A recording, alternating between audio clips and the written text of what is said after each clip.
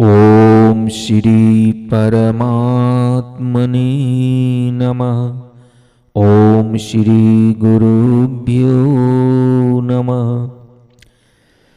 महर्षि याज्ञवल्क्य जी द्वारा मैत्रेय को ज्ञान उपदेश।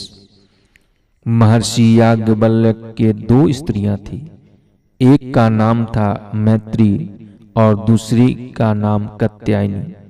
दोनों ही सदाचारणी और पतिव्रता थी, परंतु इन दोनों में मैत्रेय तो परमात्मा के प्रति थी और कात्यायनी का मन संसार के भोगों में रहता था।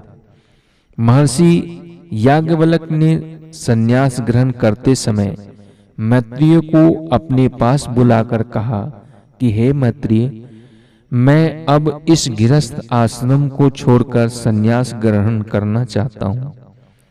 अतः मेरे न रहने पर तुम दोनों आपस में झगड़ा न कर सुखपूर्वक रहो। इसलिए मैं चाहता हूं कि तुम दोनों में घर की संपत्ति आधी आधी बांट दो। स्वामी की बात सुनकर मैत्रेय ने अपने मन में सोचा कि मनुष्य अपने पास की किसी वस्तु को तभी छोड़ने को तैयार होता है जब उसको पहली वस्तु की अपेक्षा कोई अधिक उत्तम वस्तु प्राप्त होती है। महर्षि घरवार को छोड़कर जा रहे हैं, अतएव इनको भी कोई ऐसी वस्तु मिली होगी जिसके सामने घरवार सब तुच्छ हो जाते हैं। अवश्य ही इनके जाने में कोई ऐसा बड़ा कारण होना चाहिए। वह परम वस्तु जन्म मरण के बंधन से मुक्ति लाभ कर अमृत तत्व को परमात्मा को पाना ही है। यूं विचार कर के मैत्रेय ने कहा, भगवान, मुझे यदि धन धान्य से परिपूर्ण समस्त पृथ्वी मिल जाए तो क्या उससे मैं अमृत तत्व को पा सकती हूं? याज्ञवल्क्य जी ने कहा, नहीं नहीं, धन सहित पृथ्वी की प्राप्ति से तेरा धनियों का सा जीवन तो हो सकता है, परंतु उससे अमृत तत्व कभी नहीं मिल सकता। मैत्रेय ने कहा, जिससे मेरा मरना न छूटे उस वस्तु को लेकर मैं क्या करूंगी? हे भगवान, आप जो जानते हैं, जिस परम धन के सामने आपको यह घरवार तुच्छ प्रतीत होता है और बड़ी प्रसन्नता से आप सबका त्याग कर रहे हैं, वही परम धन मुझे बतलाइए। मैत्रेय, पहले भी तू मुझे बड़ी प्यारी थी, तेरे इन वाक्यों से वह प्रेम और भी बढ़ गया है। तू मेरे पास आकर बैठ, मैं तुझे अमृत तत्व का उपदेश करूंगा। मेरी बातों को भली भांति सुनकर उनका मनन कर। इतना कहकर महर्षि याज्ञवल्क्य जी ने प्रियतम रूप से आत्मा का वर्णन आरंभ करते हुए कहा, मैत्रेय, स्त्री को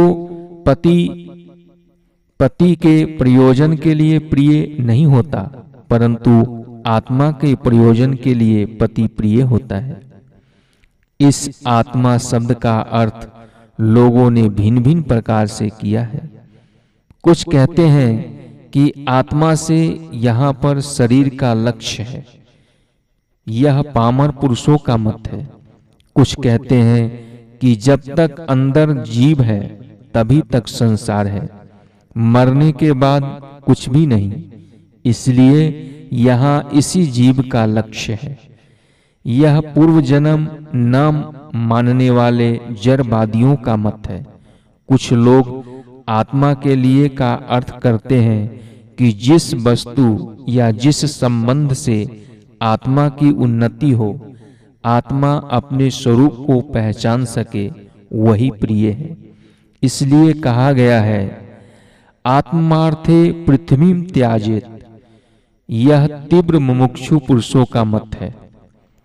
कुछ तत्वज्ञों का मत है कि आत्मा के लिए इस अर्थ में कहा गया है, आत्म तत्व है, यह आत्मा की एक मूर्ति है। मित्र की मूर्ति को कोई उस मूर्ति के लिए नहीं चाहता, परंतु चाहता है मित्र के लिए। संसार की समस्त वस्तुएं इसलिए प्रिय हैं कि उनमें केवल एक आत्मा ही व्यापक है या वे आत्मा के ही स्वरूप है। महर्षि याज्ञवल्क्य जी ने फिर कहा, स्त्री स्त्री के लिए प्रिय नहीं होती, परंतु वह आत्मा के लिए प्रिय होती है। पुत्र पुत्रों के लिए प्रिय नहीं होते, परंतु वे आत्मा के लिए प्रिय होते हैं। धन धन के लिए प्यारा नहीं होता, परंतु वह आत्मा के लिए प्रिय होता है। ब्राह्मण ब्राह्मण के लिए प्रिय नहीं होता, परंतु वह आत्मा के लिए प्रिय होता है। क्षत्रिय क्षत्रिय के लिए प्रिय नहीं होता, परंतु वह आत्मा के लिए प्रिय होता है। लोग लोगों के लिए प्रिय नहीं होते, परंतु आत्मा के लिए प्रिय होते हैं। देवता देवताओं के लिए प्रिय नहीं होते, परंतु आत्मा के लिए प्रिय होते हैं। वेद वेदों के लिए प्रिय नहीं है, परंतु आत्मा के लिए प्रिय है। अरे मैत्रेय, सब कुछ उनके लिए ही प्रिय नहीं होते, परंतु सब आत्मा के लिए ही प्रिय होते हैं। यह परम प्रेम का स्थान आत्मा ही वास्तव में दर्शन करने योग्य, श्रवण करने योग्य, मनन करने योग्य और निरंतर ध्यान करने योग्य है। हे मैत्रेय, इस आत्मा के दर्शन, श्रवण, मनन और साक्षात्कार से ही सब कुछ जाना जा सकता है। यही ज्ञान है। इसके पश्चात महर्षि याज्ञवल्क्य जी ने सबका आत्मा के साथ अभिन्न रूप बतलाते हुए इंद्रियों का अपने विषयों में अधिष्ठान बतलाया और तदंतर ब्रह्मा की अखंड एक रस सत्ता का वर्णन कर अंत में कहा कि जब तक द्वैत भाव होता है तभी तक दूसरा दूसरे को देखता है, दूसरा दूसरे को सूंघता है, दूसरा दूसरे को सुनता है, दूसरा दूसरे से बोलता है, दूसरा दूसरे के लिए विचार करता है और दूसरा दूसरे को जानता है। परंतु जब सर्वात्म भाव प्राप्त होता है, जब समस्त वस्तुएं आत्मा ही हैं ऐसी प्रतीति होती है, तब वह किससे किसको देखे, किससे किसको सूंघे, किससे किसके साथ बोले, किससे किसका स्पर्श करे तथा किससे किसको जाने। जिससे वह इन समस्त वस्तुओं को जानता है, उसे वह किस तरह जाने। वह आत्मा अग्राह्य है, इससे उसका ग्रहण नहीं होता। वह आश्रय है, वह आश्रय है, इससे वह क्षीर्ण नहीं होता। वह असंग है, इससे कभी आसक्त नहीं होता। वह बंधन रहित है, इससे कभी दुखी नहीं होता और उसका कभी नाश नहीं होता। ऐसे सर्वात्म रूप सबके जानने वाले आत्मा को कोई किस तरह जाने। श्रुति ने इसलिए उसे नेति नेति कहा है।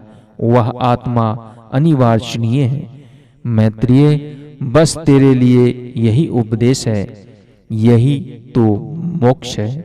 इतना कहकर श्री याज्ञवल्क्य जी ने संन्यास ले लिया और वैराग्य के प्रताप तथा ज्ञान की उत्कट पिपासा के कारण स्वामी के उपदेश से मैत्रेय कल्याण को प्राप्त हुई। यह कथा बृहदारण्यक उपनिषद के आधार पर